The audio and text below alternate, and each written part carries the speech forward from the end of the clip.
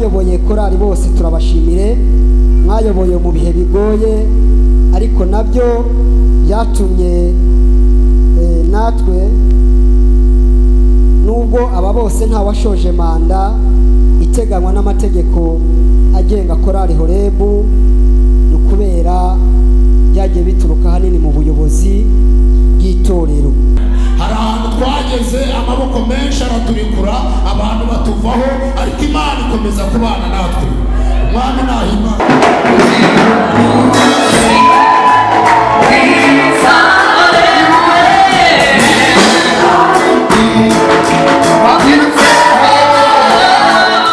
Tuzamuye amajwi yacu tumushima,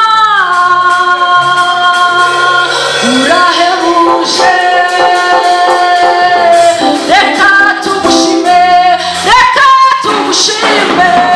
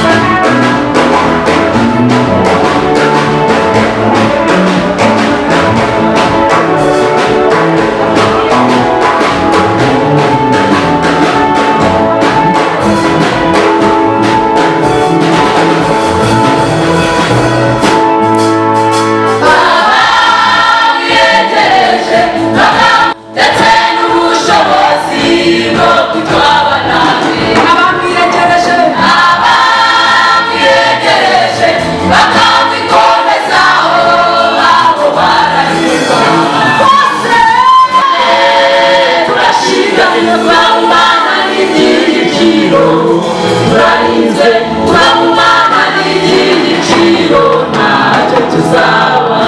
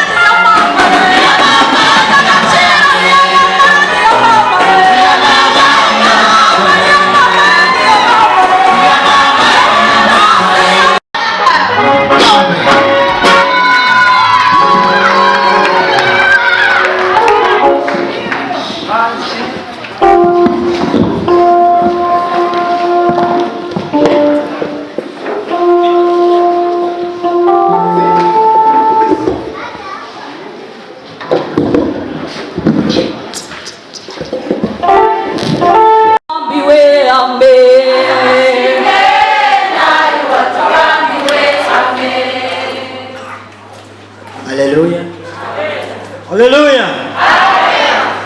Imana ishimwe. Twifuje gushimira Imana uyu munsi gukora rero dushimira ibyiza Imana yadukoreye. Imana nishimwe. Turashimira ko yaturinze mu minsi duherereje inyuma. Imana yabanye natwe, twagiye tubona ukuboko kwayo nubwo intambara zitabujije kubaho, ariko twabonye ukuboko kw'Imana. Imana yacu nishimwe.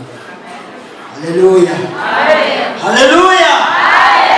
Imana ihabwe icyubahiro. Twagiye duhura n'uburwayi mu bihe bitandukanye, ariko tubona ukuboko kw'Imana iradukiza, dukiza abaririmbyi, tubona ineza yayo. Ariko intego nyamukuru itumye dushimira Imana kuri uyu munsi ni uko tugejeje iyi saha korali Horebu tungana gutya kandi turi bazima tugihagaze nka korali. Byari bigoye, byari bikomeye, ariko Imana ibana natwe, ikajya ivugana natwe. Uyu munsi rero twari tuwutegerereje amatsiko kuko yari yarabitubwiye. Niyo mpamvu natwe twifuje gushimira Imana, ndetse dutanga n'ituro ry'ishimwe uko mubibona twabiteguye.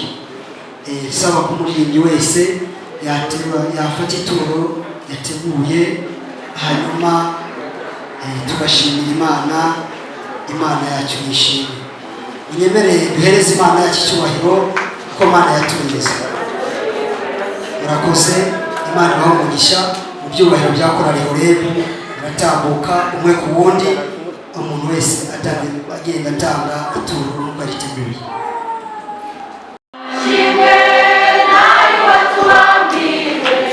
Aya mashimwe nayo watubambiwe. Aya mashimwe nayo watubambiwe. Aya mashimwe nayo watubambiwe. Amen. Aya mashimwe nayo watubambiwe. Aya mashimwe nayo watubambiwe. Aya mashimwe nayo watubambiwe. Aya mashimwe nayo watubambiwe. Amen. N'ubuzirikana icyo umubyeyi yamukoreye, hanyuma agashima. Bagize neza gushima kandi Imana ibaha umugisha. Reka natwe dukomerezeho rero, dufite amashimwe nkuko nari bivuze. Dusabe kwizera duterere ikorasi, hanyuma twese duhaguruke tuyikirize, hanyuma umuntu atanga n'ituro ry'ishimwe. Karibu twese duhaguruke, twese duhaguruke. Haleluya, haleluya, uzamuye cyane. Haleluya. Reka turi mu mwanya wo guhimbaza Imana utari buze kugaruka. Ntabwo uyu mwanya uri bugaruke. Korali Horebu twaje kubashyigikira, ubwo rero nimutirwana ahubwo mwinyeganyeze ni akazi kawe. Icyubahiro ni iki? Haleluya.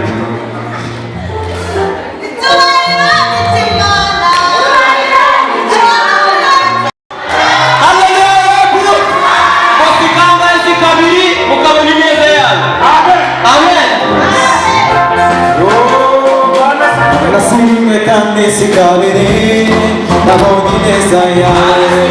Sikabiri Mana nabonye neza yawe.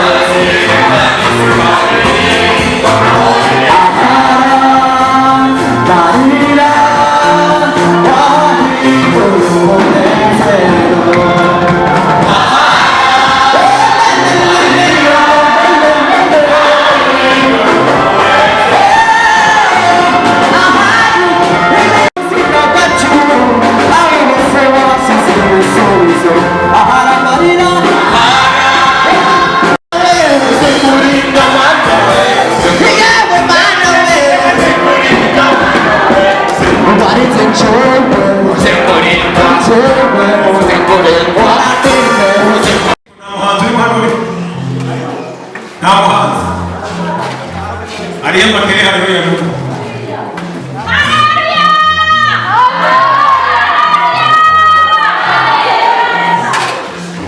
Oya ngwino uvugire mu cyuma numve neza.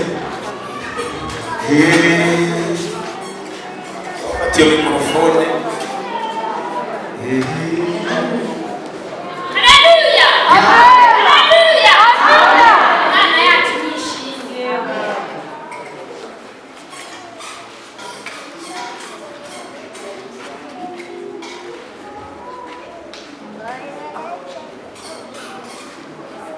twibwira aho waturutse. Mbandazi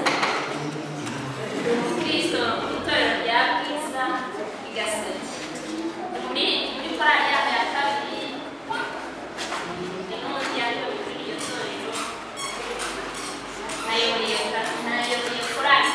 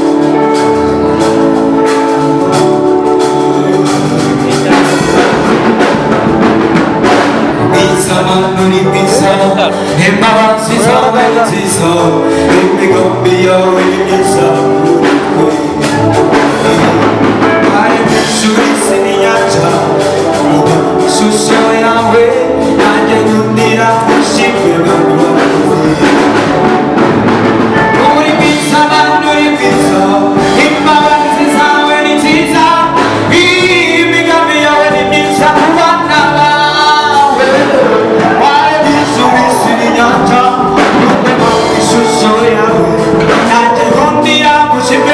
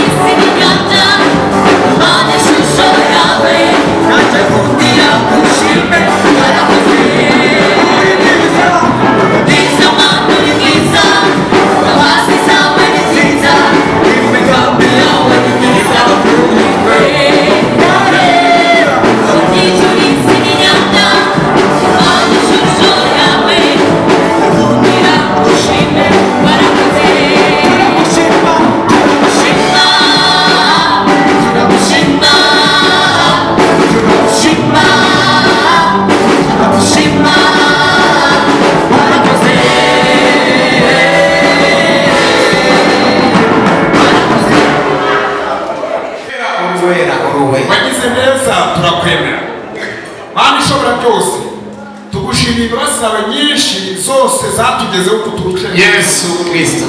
Bandi horaho nta n'umwe muri twebwe udafite ishimwe. Amen. Tukuramburiye amaboko. Amen. Icyubahiro kibi cyawe. Mana rero kuri umugoroba iri teraniro riteranyijwe na korali Horeb. Turagusabye ngo amavuta yawe imbaraga z'Imana zibikoreremo kandi Uwiteka Imana ishobora byose utanga umugisha ku muntu wese wicaye aha ngaha ko yigwa mu mwanya we akemera kwicara muri uyu mwanya umuha umugisha ujya ubyibuka ageze mu ngorane ujya umugirira neza kandi Uwiteka Imana ishobora byose. Haleluya, haleluya. Icyo cyose Yesu kuri Imana igira neza. Wewe gahunda amavuta yawe namureko urakoze twicara aha ngaha amavuta yawe atubere kandi imbaraga z'Imana zitutwikire gahunda zose zibera aha ngaha turasabye umwuka wera aziganze kuko Imana ifite ubushobozi. Turagushimiye tukuramburiye amaboko tubisabye Imana yatameze mu rya Yesu. Dukomere Imana amashyi menshi. Adutangiriye ikaze ku bashyitsi. Perezida wa korali Horeb, dukomere Imana amashyi. Adutangiriye ikaze ku bashyitsi. Murakoze Imana abagisha umwanya mwiza mu mwanya mwiriwe mwese. Umwanya w'umugisha ni umwanya wo kwakirana. Reka dusabe abashyitsi bacu abaterankunga bacu mwese bicaye hano imbere muhagurukiye mudusuhuze.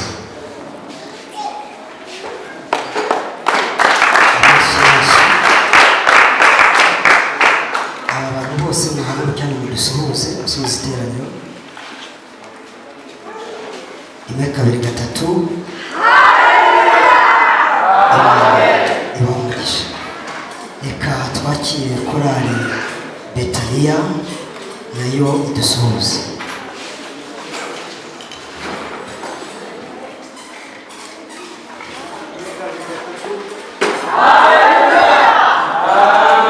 Twakire korali Biguza nayo idusuhuze.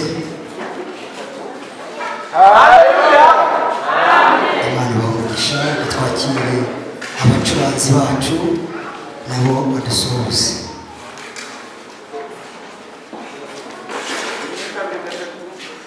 Haleluya. Imana ibamugisha namwe mwese. Reka nakire korali nkuru, korali Horeb ari zibitoza ibyubahiro byabo hanyuma baratera haleluya nabo badusuhuze. 1 2 3 nabo Imana ibamugisha. Korali Horeb bose, komite executive n'abandi babafasha bose bahaguruka aho bari kugira ngo basuhuze iri teraniro.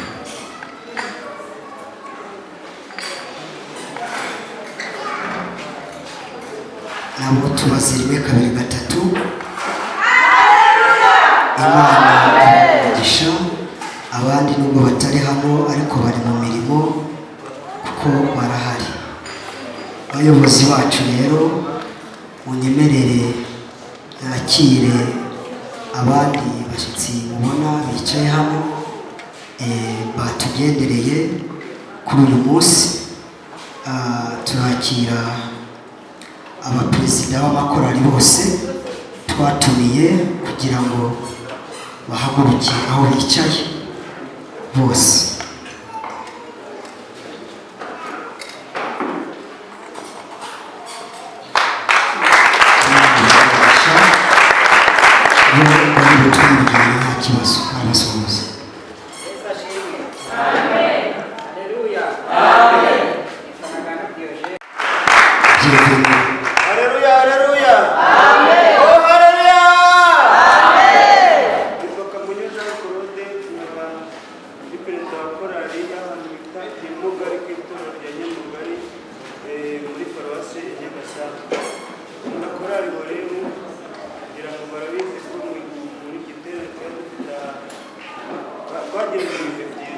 hanyuma rero bayishimiye kuntumira nanjye nabantu sinaza njyenyine n'umufasha wanjye.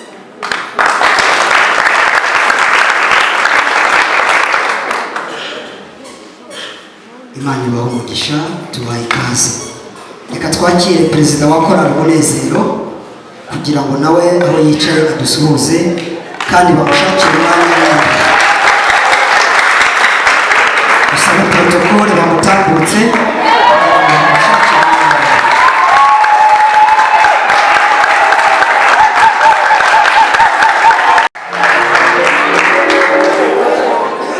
nyemerere twakire abandi bantu. Nakira bwana pasiteri w'itorero rya Methodiste Libre na madamu kugira ngo bahaguruke nabo baramutse.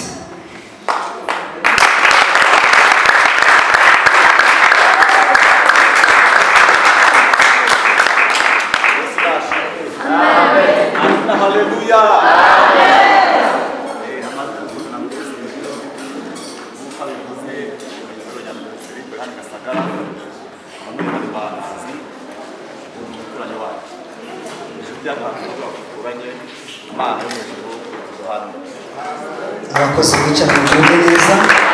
Twakire bwana perezida wa korali Integuza mu byubahiro byayo.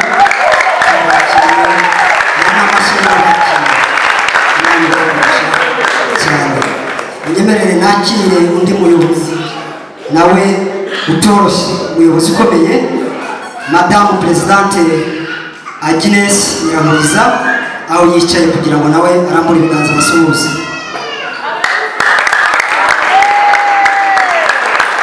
Turakira nyakubahwa perezida Bushakiro Berite ayoboye korali Horeb.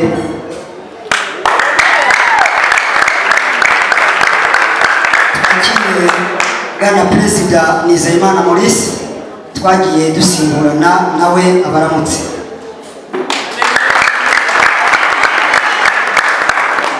Twakire umubyeyi wacu watureze uw'amahoro Grace kugira ngo nawe abaramutse.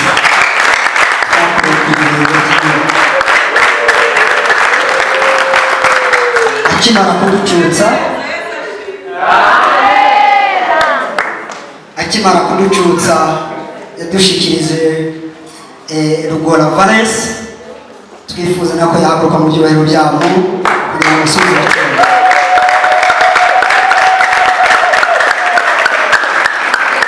Imana imuhe umugisha, bienvenue, ugubwe neza. Twakire n'umuhanzi wacu nawe wabanye natwe kuri uyu munsi w'ibyishimo.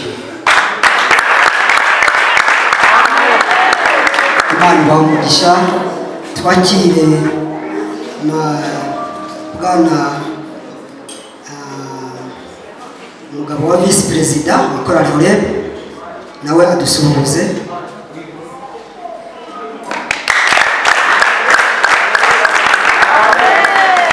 Turakira n'undi mushyitsi wacu nawe ucyari imbere nawe arahagurukiye abasuhuze. Imana ibahe umugisha. Umuyobozi wa gahunda we yakomeje kubasuhuza n'ubu aracyabasuhuza. Munyemerere mu bubasha mfite aka kanya basabe mwese muhaguruke twakire umuyobozi w'umudugudu dukoma amashyi menshi y'umudugudu kugira ngo dusuhuze. Imana ibahe.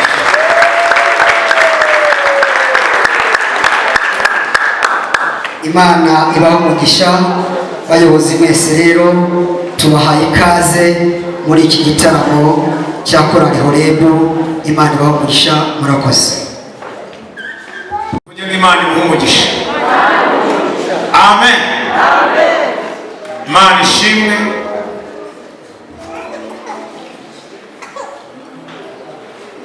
Hari umuntu uheruka mu ishuri vuba hamaze ansomera ibintu.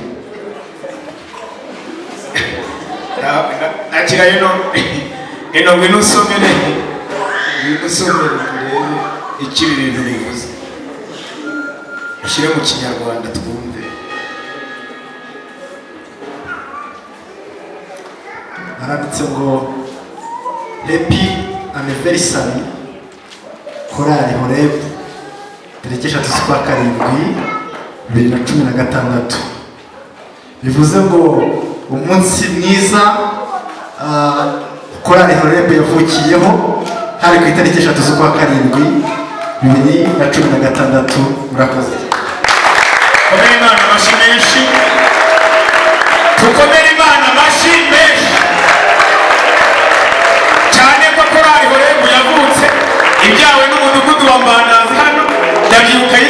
Mbandazi ya kabiri sibyo?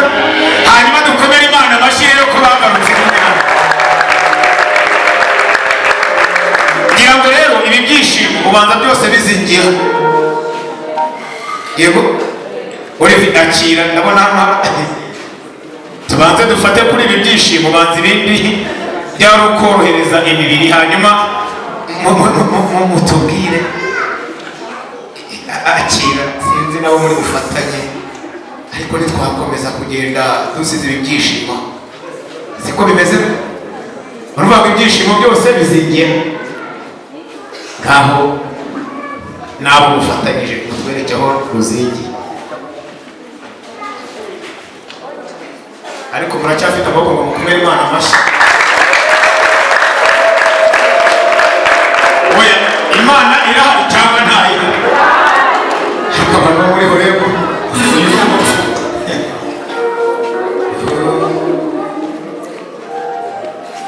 ibi bintu ni byiza kandi ibi bintu ni byiza Haleluya ibi bintu ni byiza Horeb ibi bintu ni byiza Ateramu ibi bintu ni byiza ibi bintu ni byiza Chooir ibi bintu ni byiza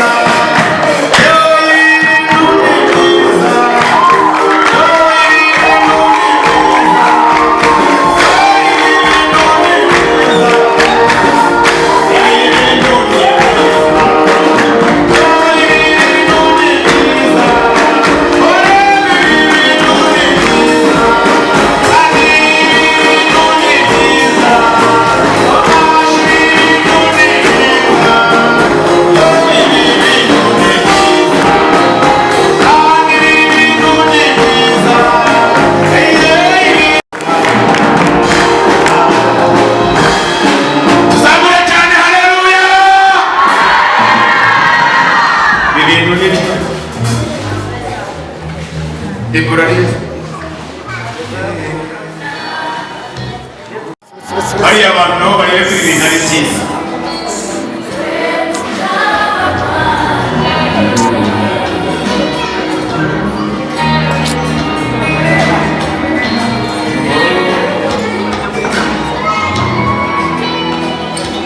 abantu bafotora ku ruhande mujye ku ruhande abantu beza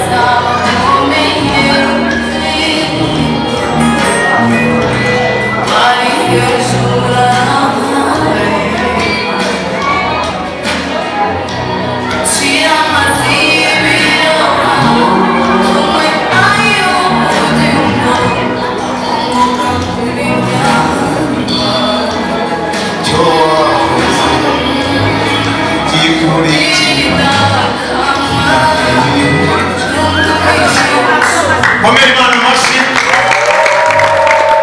haleluya cyane haleluya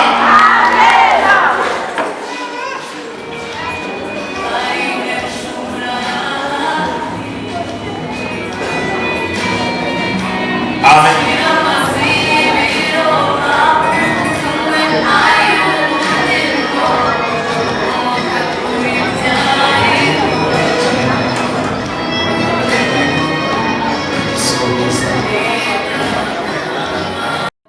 hanyuma abahungu bacurange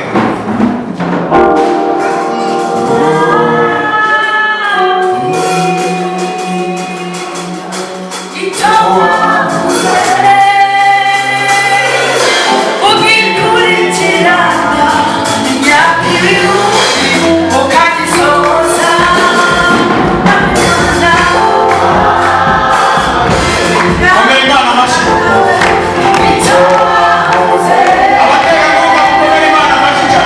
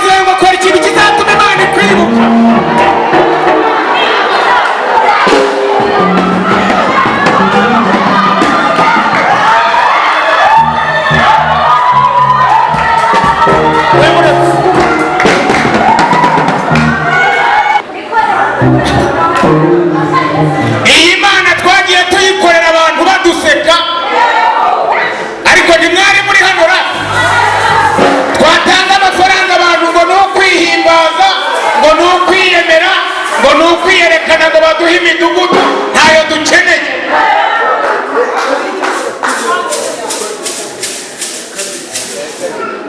Horeb umutegetswe kuzahurira muhungu ibiryo azarongorana kugeza amezi abiri arangiye.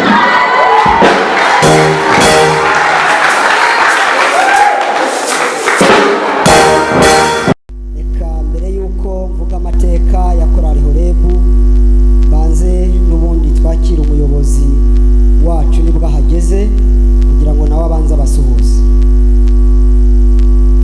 Umugisha kandi twakomeje kubaha ikaze. Korali Horeb iri hano uyu munsi yizihiza isabukuru y'amavuko. Yavutse ku itariki 3 z'ukwezi kwa karindwi mwaka w'ibihumbi 2016. Yavutse ari korali ebyiri zahujwe zakoreraga umurimo w'Imana mu byumba. Hari korali abatwaramucyo yakoreraga umurimo w'Imana mu cyumba kwa Sesonga Emmanuel, aho niho yakoreraga mu rugo rwe, ifite abaririmbyi 15. Hahuzwa n'indi korali bitwaga korali Umucyo yakoreraga mu cyumba cyo kwa Bigirimana Christian, yari ifite abaririmbyi 8. Muri abo 8 harimo 4 baturukaga mu Bwiza baje gusubira iwabo, korali zimaze guhuzwa dusigarana abaririmbyi 4. Korali Horeb yatangiranye abaririmbyi 19, nibo baririmbyi yatangiranye. Twakomeje kubona abatanga umuhamagaro muri korali tugeza ku baririmbyi 74, ariko kubera amateka ubu turabaririmbyi 35.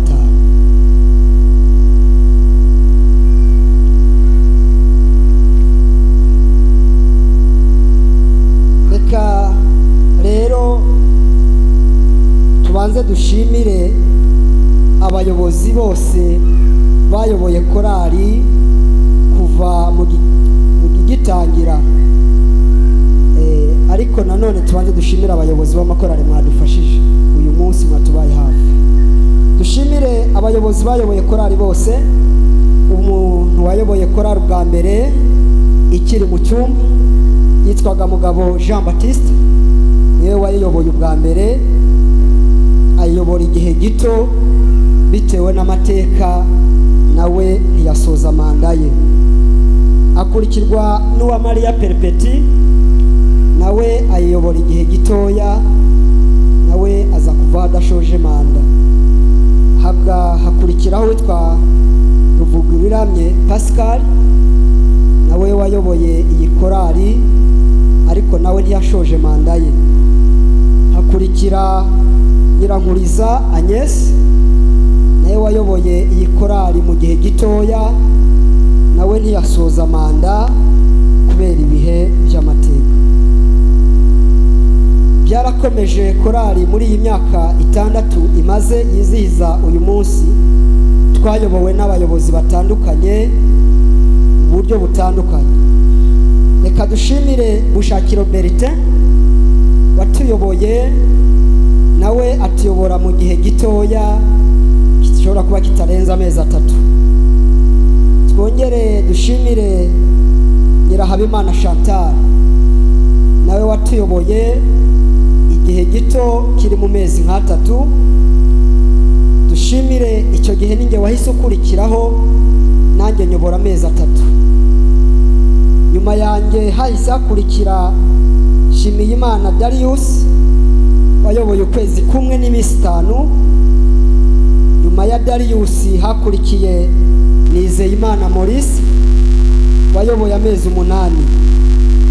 Nyuma ya Nizeyimana Maurice hakurikiyeho Biteranyirije Celestin, nawe wayoboye igihe kingana n'ukwezi kumwe. Nyuma ya Biteranyirije Celestin ninjye wakurikiyeho. Muri iyi myaka 6 twayobowe n'abantu bangana batyo. urumva ko ni korali ifite amateka atari make, ariko nubwo byagenze bityo twakomeje kwiyubaka, dufite ibyo twagezeho muri icyo gihe cyose. Twaguze sente y'ibihumbi 250, tugura ampli migiseri y'ibihumbi 150, tugura bafle y'ibihumbi 150, tugura mikrofone y'umugozi y'ibihumbi 20, tugura raronje y'ibihumbi 100 ndetse na stabilizateri y'ibihumbi 100. Uyu munsi dufite imyambaro 3 ihagaze ibihumbi 861 n'amafaranga 500.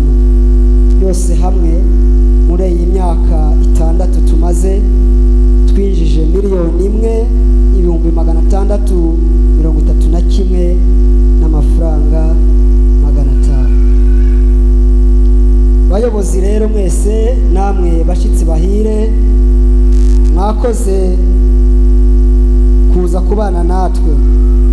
Aba bayobozi bayoboye korali bose turabashimire, mwayoboye mu bihe bigoye, ariko nabyo byatumye natwe, nubwo aba bose nta washoje manda iteganywa n'amategeko agenga korali Horeb, kubera byagiye bituruka hanini mu buyobozi bw'itorero. Abahuye n'urugamba rukomeye bituma bamwe muri bo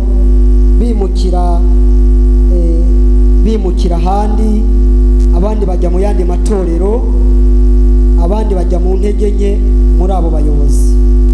Ntabwo bose tukibafite nk'uko twari tubafite icyo gihe, ariko abaririmbyi bakomeje kwegera Imana yabahamagaye kugeza na n'ubu, nubwo ibibazo bitabujije kubaho kandi na n'ubu bikiriho, ariko Uwiteka ari hamwe natwe.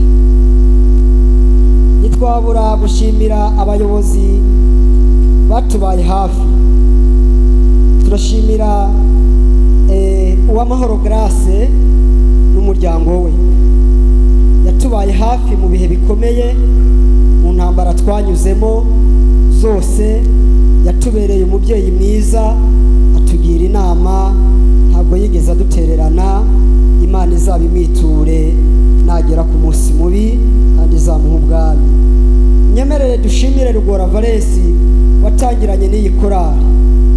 Byaramugoye ariko arihangana, yabanye natwe mu marepetisiyo, mu masengesho, muri gahunda zose za korali. Muri ibi bihe yabanaga natwe yahuriyemo n'intambara zitari zoroshye, ariko yakomeje kwihangana kandi Imana imuha kunesha. Niyo mpamvu natwe nka korali Horeb tumushimiye kugira ngo Imana imuhe umugisha. Nanone dushimire Rutaburingoga Theodore bakunda kwitirira Mandiko, nawe yatubaye hafi cyane, aradukomeza amaze gusimbura Rugora ku mwanya w'ubuyobozi. Nawe Imana imuhe umugisha. By'umwihariko ndashimira cyane byimazeyo nyakubahwa Pasiteri Sibomana Bosco. Ni umwe mu bapasitori cyangwa se mu bayobozi b'itorero babaye hafi korali cyane, batugira inama mu ntambara nyinshi twanyuzemo twari turimo, ariko batugiriye inama. Imana ibaho umugisha. Turashimira rero nanone, nongere ngaruke gushimira uyu muryango wa Sesonga Emmanuel watuhaye hafi cyane. Twakuriye muri salo yiwe, twakuriye mu rugo rwe, twariye ibiryo byiwe, ntibigeze batwiba ibiryo, kandi ikintu cyose twari dukeneye twarakibonaga. Imana ibaho umugisha. Mu bibazo byose korali yahuye nabyo, ubuyobozi bwatubaye hafi buri munsi mu buryo butandukanye, nubwo abayobozi bagiye bakurwaho mu buryo butumvikana kandi budasobanutse, kuko mu myaka 6 ntabwo twari dukwiye kuba tuyobowe n'abayobozi bangana gutya.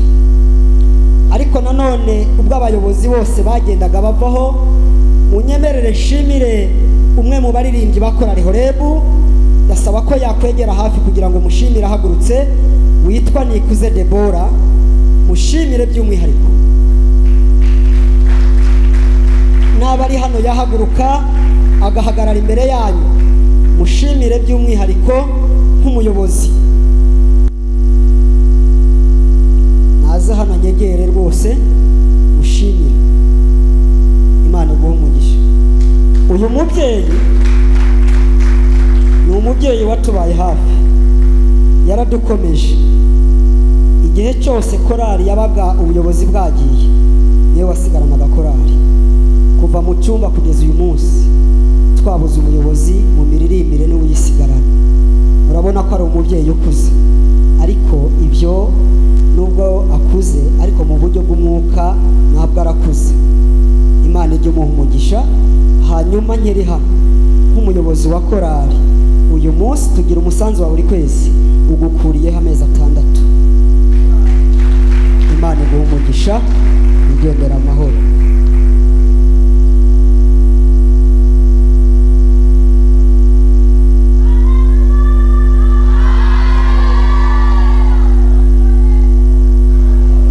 Mu bibazo byose twahuye nabyo, twakomeje kwegera Imana. Rero muri ayo mateka twagezemo habayeho, twakuyemo amasomo menshi. Ayo masomo twakuyemo niyo yaduhaye kugira ubuyobozi buhamye uyu munsi.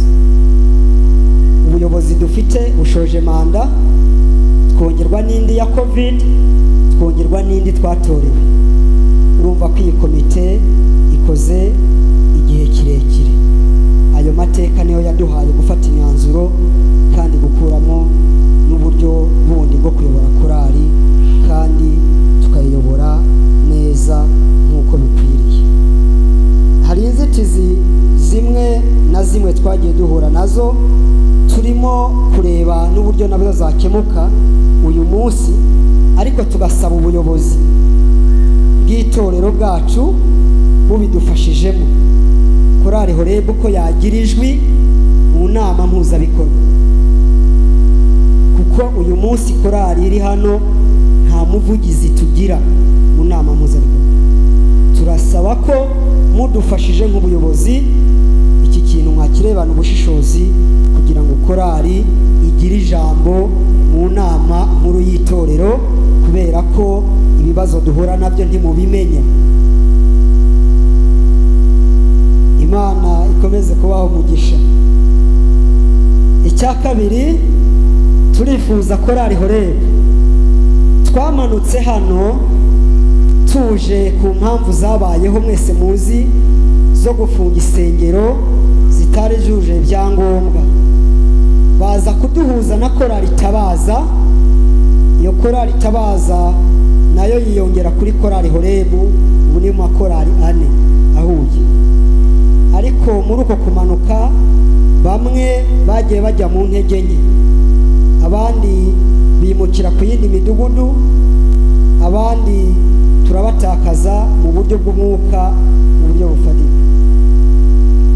Ariko rero nubwo byagenze bityo, abasigaye bo dukomeje urugendo, duteze gusubira inyuma. Twamanutse turi umudugudu wa 2, tugeze hano baratwakira nk'umudugudu wa 2. Bigeze hagati, Bwana Pasiteri Bosco akuraho uwo mudugudu, natwe twitwa abaririmbyi bakora b'umudugudu wa Mbandazi, kuko twagarutse ku mudugudu umubyeyi. Ariko na n'uyu munsi dufite inzitizi ya 2, korali Horeb turacyaririmba mu iteraniro rimwe. Biragaragara ko tukiri mu mudugudu wa 2. Turasaba ko mwadufasha kugira ngo korali Horeb iririmbe irya mbere, iririmbe n'irya 2, kuko natwe turashoboye. Murakoze. Imana ibaho umugisha, kandi nizera ko ibyo muzabidufashamo. Uyu munsi wa none dufite ibikorwa nanone twitegura gukora. Muri ibi bihe hari ibyo twifuza kugeraho. Turifuza kugura bafure imwe y'ibihumbi 150, ndetse na ampurikibe y'ibihumbi 400, tukagura mikorofone enye z'ibihumbi 100 na mikorofone ya samfi y'ibihumbi 50. Yose hamwe hagaze ibihumbi 700 niyo twifuza, ariko muri ayo 700 korari mureba hariya ibihumbi 200 tubafite kuri konti, turabura ibihumbi 500. Niyo mpamvu nubwo twakoresheje umunsi mukuru w'amavuko, ariko niyo ntego twari tuyifite. Ntitwasoza tudashimiye Imana idukomereje amaboko. Dushimire korari Horeb by'umwihariko umurava, ubwitange igira mu kubaka umurimo w'Imana. Dushimiye ubuyobozi bwacu, mwarimu n'inama mpuzabikorwa. Dushimiye ubuyobozi bwa paruwase ya Kabuga n'itorero rya Mbandazi muri rusange. Murakoze, mugira umunsi mwiza.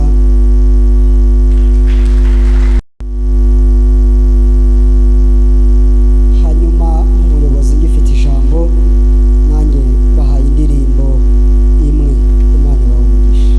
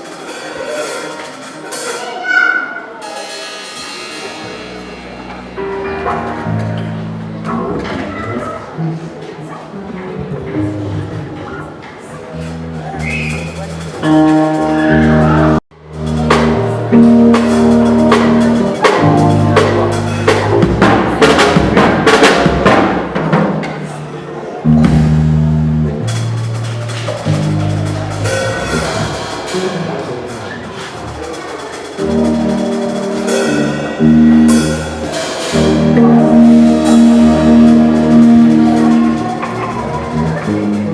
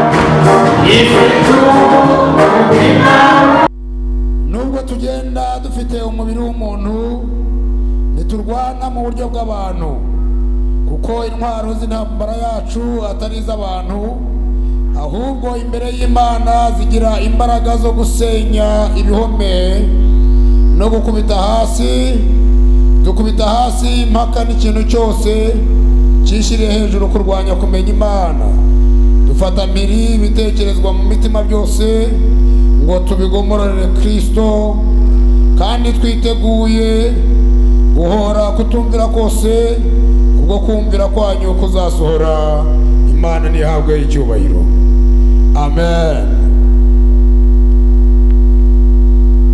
Ijambo dusomye muri uru rwandiko ni ijambo Pawulo yandikira itorero ry'i Korinto agaragaza umurava we mu gihe cyo gukorera Imana izina ry'Imana rihimbazwe. Nyuma yo kumva inzitizi baririmbyi bagiye bahura nazo mu murimo w'Imana ibika byinshi bigiye bitandukanye by'ubuyobozi bwagiye bukurikirana haraboneka amaboko y'Imana yabanye na korali Horeb. Haleluya haleluya. Iyo wumvishe izo ngoma z'abo bayobozi bagiye babaho wumva ko umurimo wari ugezaho ukomeye kandi ko bitoroshye kandi wareba igihagararo cy'abarwana iyo ntambara warebera inyuma ugasanga wakeka ko ari abanyamaboko make ariko Pawulo aravuga ngo nubwo tugenda tusa n'abantu ntabwo turwana nk'abantu ahubwo intwaro zacu izo ntwaro turwanisha si iz'abantu kuko intwaro zacu zigira imbaraga imbere y'Imana zigakubita hasi kandi zigasenya ibihome. Mwami nahimbazwe.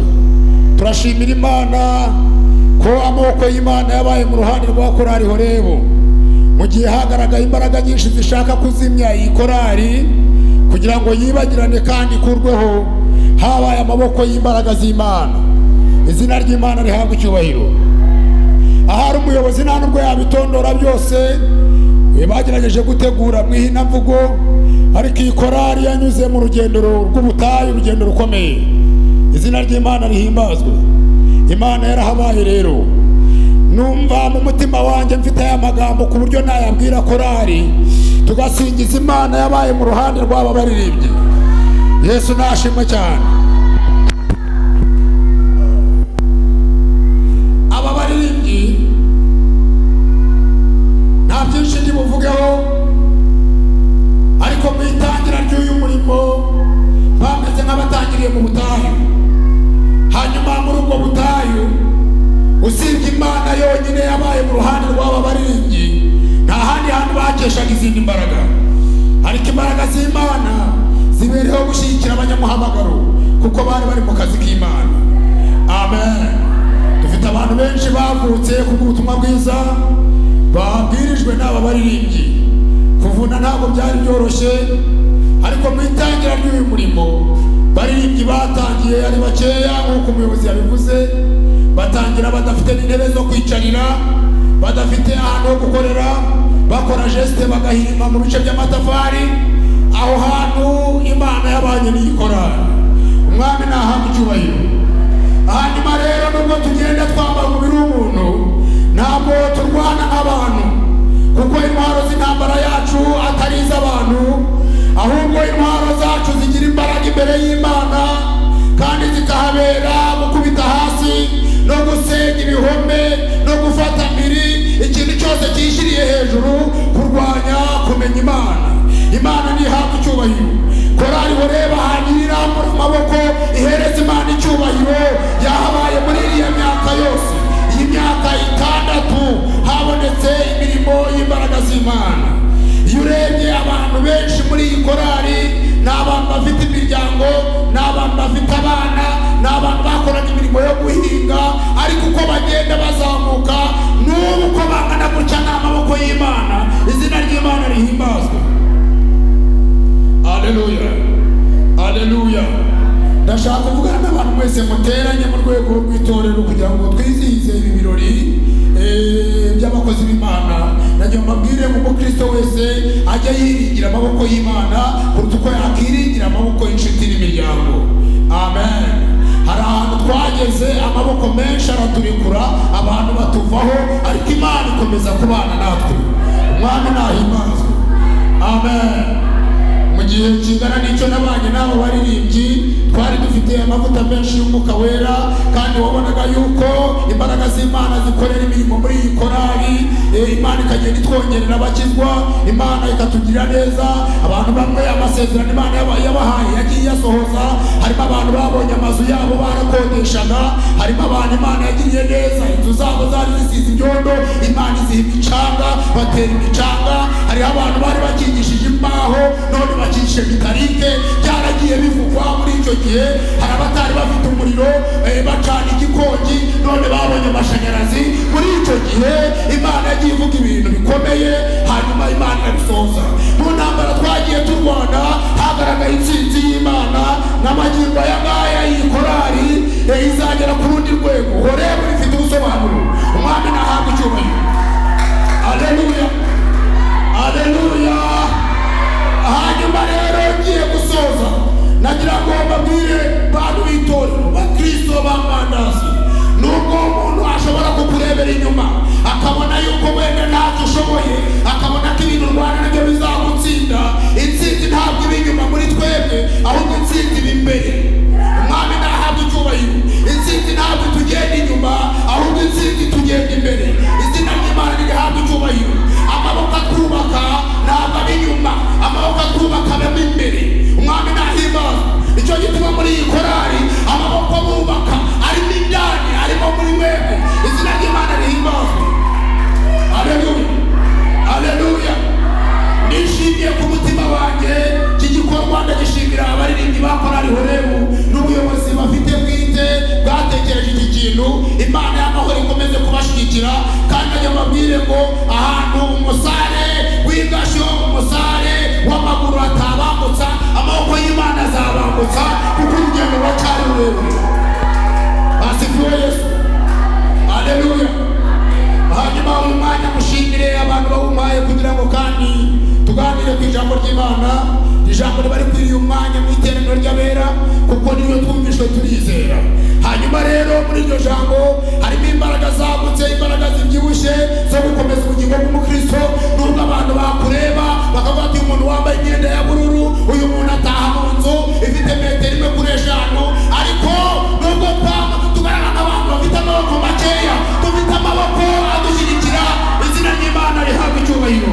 Muzamuka, amaboko y'Imana arabashyigikiye, Imana iri iruhande rwanyu, kandi usibye n'Imana natwe abantu batunze Imana mu mitima turabashyigikiye, twemeye gukomeza kubana namwe mu bihe byose, kuko n'Imana yabahamagaye. Umwana wese uvutse, yaba mugufi, yaba muremure, yaba munini, yaba afite ibiro, yaba afite amagarama, avukira amezi 9. Mwami nahabwa icyubahiro. Aleluya, aleluya. Hanyuma icyo umuntu azaba rero kiramutegereza. Hanyuma mbabwire ni byiza biri imbere, mukomeze gukorera Imana, mukomeze gushishikarira gukiranukira Imana no kwagura intego y'ubutumwa bwiza. Hanyuma impano za Mwuka Wera zikomeze gukorana n'abaririmbyi ba korali Horeb, hanyuma mugire umumaro ku itorero ndetse no ku gihugu. Imana ibahe umugisha mu izina rya Yesu. Amen. Ndagira ngo dusenge Imana duhagaze, dushimira Imana amaboko y'Imana yabaye mu ruhande rwanyu, kandi dushimira Imana kurebeye inyuma. Hari igihe umuntu yakwibeshaho, ariko indani hari igishyitse. Izina ry'Imana rihimbazwe. Rambura Imana amaboko tuyishimire iby'Imana yakoze. Turagushimiye Imana nziza ko wabanye natwe muri iyi myaka yose yo kuvuga ubutumwa bwiza kuri umusozi wa Mbandazi no hirya yawo. Turagushimira Umwuka Wera wagiye ugaragara hagati muri aba baririmbyi. Turagushimira uburyo amaboko yawe yagiye abatwikira mu gihe cy'ibiza, mu gihe cy'umuyaga, mu gihe cy'intambara. Wabaye mu ruhande rw'aba baririmbyi. Data wa twese mwiza, abantu barabambitse, abantu urabagaburira, abantu urabubakira. Data wa twese mwiza, hari abasohoreje amasezerano, hari abawujura Umwuka Wera, bavutse ubwa kabiri ku bwawe, bari muri uyu muhamagayo. Turabasabiye ngo bashyigikirwe n'imbaraga z'Imana, kandi Umwuka Wera akomeze kubana n'itorero. Urakoze, urakarama. Turagushimira, tugukomera amashyi mu izina rya Yesu. Amen.